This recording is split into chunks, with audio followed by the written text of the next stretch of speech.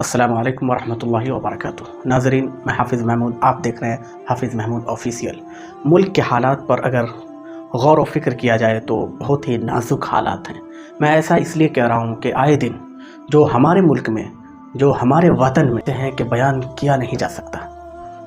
हर जगह अगर देखा जाए, नज़रें डाली जाए, ख़ास तौर से यूपी के अंदर, उत्तर प्रदेश के अंदर, तो ऐसा महसूस होता है कि एक कौम और एक माइनॉरिटी तबका से ताल्लुक़ रखने वाले मुसलमानों पर जुल्म हो रहा।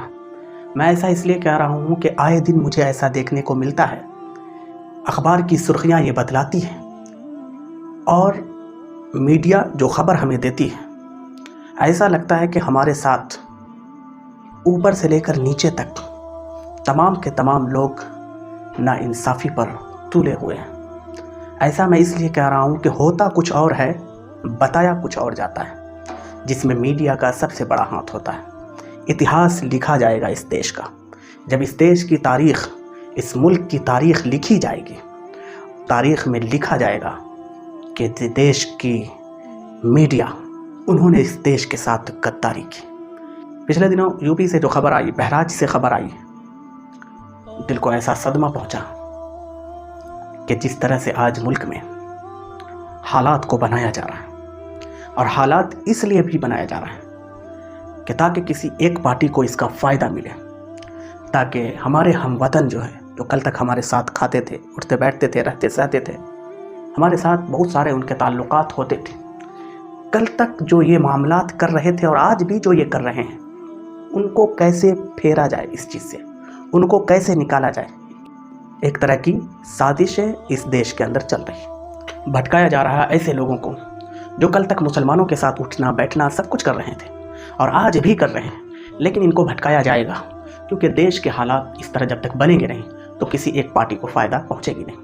मुसलमान बस ये याद रखिए, वो इस बात को याद रखें कि आपका कोई सुनने वाला नहीं है, आपकी बातों को नहीं माना जाएगा, आपकी बातों को ठुकराया जाएगा और आप पर कानून को लाकर थोपा जाएगा और आपको मानने पर मजबूर किया जाएगा। पिछले 10 सालों में जो चीज़ें महसूस की गई, उससे अब तक यही पता चलता है कि नाइंसाफ़ी एक मज़हब के लिए तकदीर बना दी गई।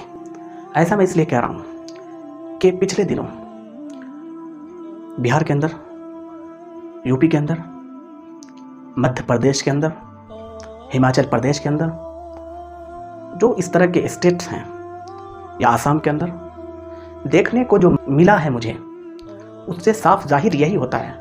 देखने से ऐसा लगता है कि एक नफरती ताकत है जो आग लगा रही है। हर तरफ नफरती ताकतें हैं। मैं एक मुसलमान, लेकिन मुझसे मिलने के लिए या मुझसे जो ताल्लुकात लोगों के हैं, वो सिर्फ मुसलमानों के नहीं, वो गैरों के भी।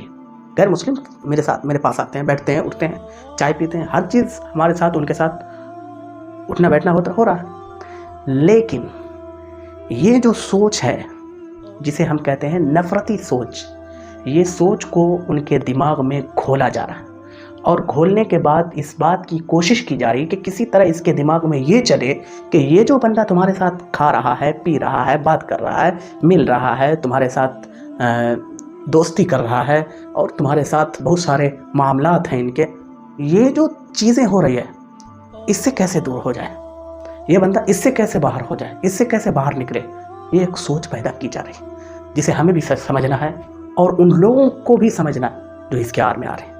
बहराइच में ऐसा ही मामला पेश आया।